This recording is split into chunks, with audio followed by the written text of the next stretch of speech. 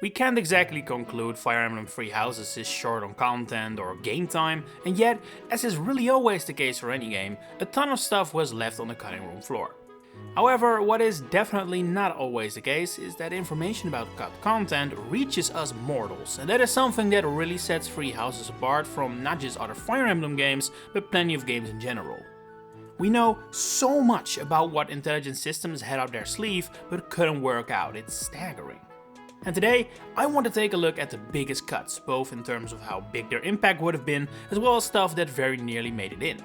I won't waste your time with tiny details, such as the fact that Rhea's Paralogue originally had one enemy golem extra. Interesting stuff only.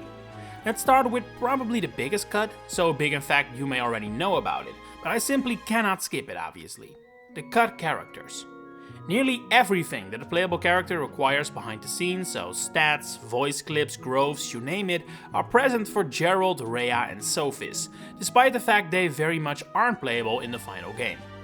Not everything about their setup would be accurate though. For example, all three are commoners, which I can't imagine was anything else with a placeholder. But at the same time, their crests are correct, with Rhea and Geralt having Saros' crest and Sophis having the Crest of Flames. It is worth mentioning that Rhea and Geralt are even more complete than Sophis is, suggesting that either that duo got closer to making it into the final game, or Sophis was not actually meant to ever be a playable unit, but rather meant to make some form of appearance on a battlefield, perhaps as a sort of green unit, who knows. Rhea and Geralt do both appear in several chapters as NPCs, explaining some of their quotes, but the work done on them goes far beyond what other NPCs have available. For example, all that is cut from the game concerning characters like Kronya and Lonato are dialogue lines where they thank an ally for healing them, despite healers not appearing in their chapters at all. That doesn't necessarily mean healers were supposed to be present in their chapters though, this could just have been recorded in case they wanted to change that balancing later down the line, which they never ended up doing. So whereas those lines don't really tell us much, that does not apply for several other pieces of cut dialogue, as those contain a lot of hints at cut mechanics, story changes and more. The first of these occurs literally in the first chapter. Geralt has cut dialogue from the early game where he is supposed to explain how formations work, a feature that was slated to appear in the game but was completely cut. While we don't know exactly how this was supposed to work, Geralt's explanation implies that it is an early version of gambits and battalions, where you had extra soldiers joining you that you could put in certain formations, perhaps as a sort of second weapon triangle, if you get what I mean. It is worth pointing out that the command formation also appears in the 2018 E3 trailer, so this was definitely supposed to happen at one point. Unused text pertaining to the options menu also exists and would allow you to turn off formation animations, whatever that was supposed to be. Chapter 18 of the Azure Moon route, Retaking the Capital, has cut voice lines that strongly suggest certain Blue Lions were meant to defect from Dimitri's army. Both Annette and Felix have an entire set of lines that were meant to be used for when they fought certain characters like Mercedes, Dimitri, Gilbert, To-Do, etc. This obviously cannot happen in the final game, but the fact entire conversations were recorded with plenty of characters involved does suggest this was not an early cut and perhaps one made later down the line. Further evidence of something like this can be found in chapter 16, where Annette has cut dialogue from the Monastery, which suggests Ash had defected prior to this moment, and chapter 17 of Verdant Wind, where Raphael, Hilda and Marianne have unused lines mourning Lawrence, who was apparently supposed to be fought and killed in the prior chapter. In chapter 22 of Verdant Wind, so the final boss really, there is unused dialogue from Leonie and Claude that suggests the connection between Nemesis and the 10 elites was supposed to be different. In the final game, each of the elites boosts Nemesis stats, so defeating them weakens the big bad. But this dialogue describes situations where the player would attack Nemesis, but the damage would instead be absorbed by the 10 elites. It's unknown whether both gimmicks were meant to exist side by side, or whether this is how it was initially supposed to work before the entire concept was changed. Cut dialogue from out of battle also holds some potentially interesting details. Not every character in the final game has a budding talent, but every character does have lines that are meant to be used for when they're unlocked. This could be the same case as with Lonato and Kronya's healing though, where these lines were recorded just in case. In a similar camp, every single playable character has a line to be used when they're involved with a triangle attack, which in the final game only Pegasus Knights, and thus women, can use. Yuritsa also has cut dialogue that basically confirms you are at one point supposed to recruit him to your army yourself, rather than him joining you automatically like he does in Crimson Flower following an early update. While Anna has lines that were meant to be used when assigned to tasks with characters she has supports with, even though in the final game she doesn't have any. And speaking of supports, two very interesting pieces of cut content. Edelgard and Ferdinand's B support, as well as Claude and Lawrence's C support, are only available during one half of the game. Part 2 for the former, Part 1 for the latter. But both actually have variants to be used during the other part of the game that fix the inconsistencies, and yet these go completely unused. It's really strange, it's hard to think of a reason why these would be cut. Alright, enough talk about talking, let's get into some other hefty cuts. Update 1.02 added the maddening difficulty to the game after it was initially absent upon release, but hidden in the game files is another, even more difficult mode known as Infernal. It was clearly never finished, possibly because most enemies were upped so much they already hit their stat caps around the mid-game, so you can only imagine what the endgame must have looked like. Two crests were also cut from the game. The first is the Crest of the Forge, which, as explained in its description, was supposed to be available through forging for every single weapon and character in the game. Also cut was the Agarthan Crest, to be used for weapons of ancient technology, which includes the Death Knight's Scythe of Serial, Kronya's weapon Afame, and Thales' sword Riddle, which actually goes completely unused in Free Houses period, meaning this was likely always supposed to be an enemy-only crest. There are several more cut weapons in the game as well. Torch was supposed to make an appearance as a spell, presumably to be used in Fog of War maps, just like the item of the same name from past titles in the series. I do think this being cut was the right choice though. Torch as a learnable spell would easily make it the worst in the game for how crazy situational it is. Other cut items include a total of 20 cut battalions, mostly meant for enemy factions that don't use any in the final game, around 25 cut meals for the cafeteria, several items meant to be used for cut quests, more on those later, and probably the most interesting cut item, the Combined Seal. This was meant to be used for an unused class feature that was either scrapped very early on, or a lot of evidence of it was scrubbed from the code, as little remains, but it appears likely that at one point, something called Combined Classes or Composite Classes was supposed to make an appearance. The name alludes to it being new classes that combine elements from multiple past ones together, obviously, but how that would have worked, we don't know. Several plant skills also didn't survive the cut.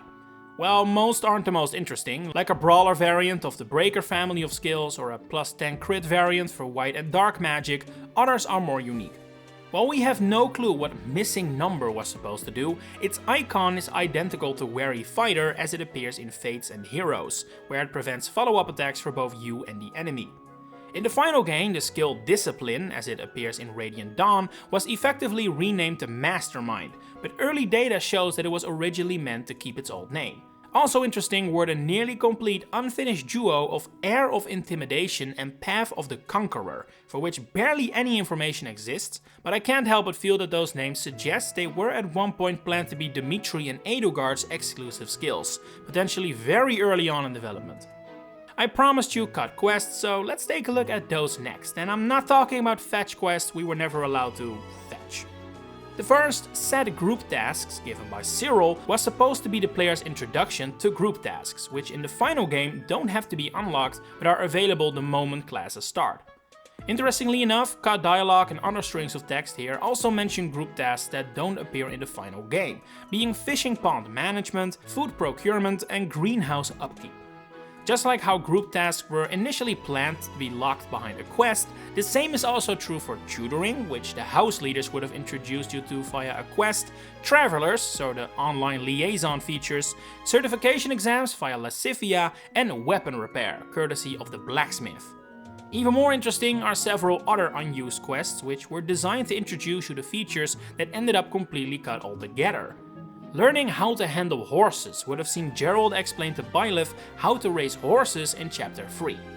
His dialogue implies that the horses in the stables would have had their own unique stats, and we could strengthen them over the course of the game.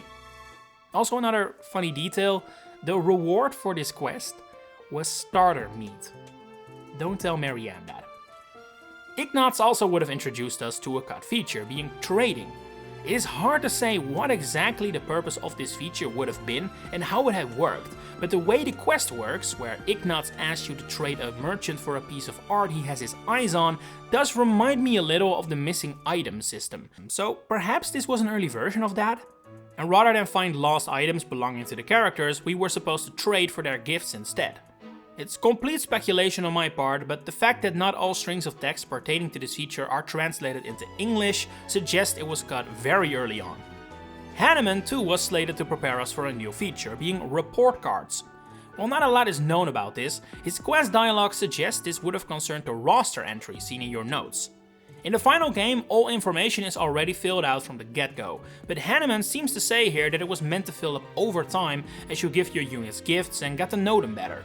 It's a little reminiscent of what Engage ended up doing, with the ally notebook filling up as you increase support levels.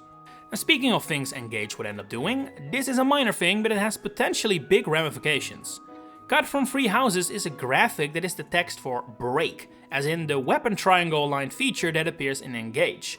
It could also perhaps be planned for monster enemies with barriers that cannot be ruled out, but I do think it is interesting that it's here, especially when you keep in mind Free Houses barely has the weapon triangle in it. But while we're on the topic, let's look at some more interesting unused graphics.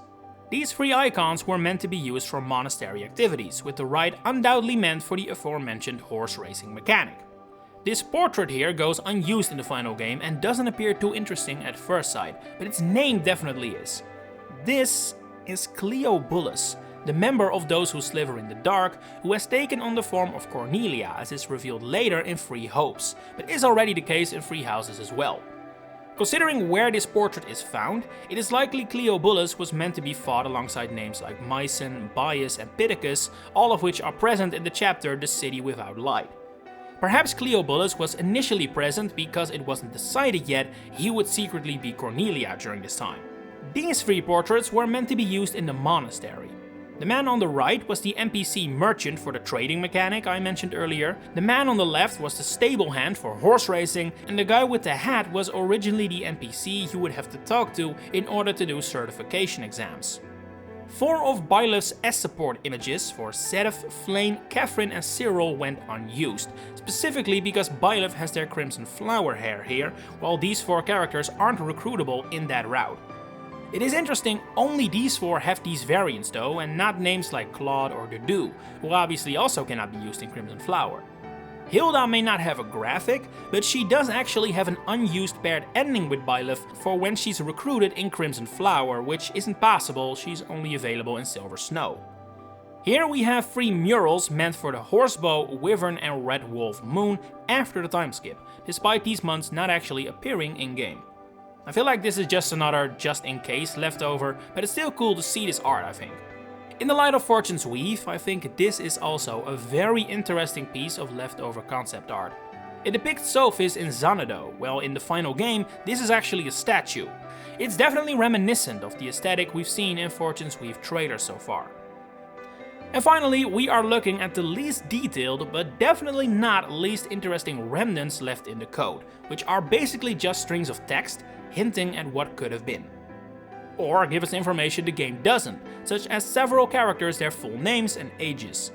Gerald, for example, has a second name that is only mentioned in the code, Roos, which is Dutch for giant. Other full names you may not know include Cornelia Arnim, Leonardo Gildas Gaspard, Miklan Anschutz Gaudier, Lambert Egid Bladev, and Elfric Dalman.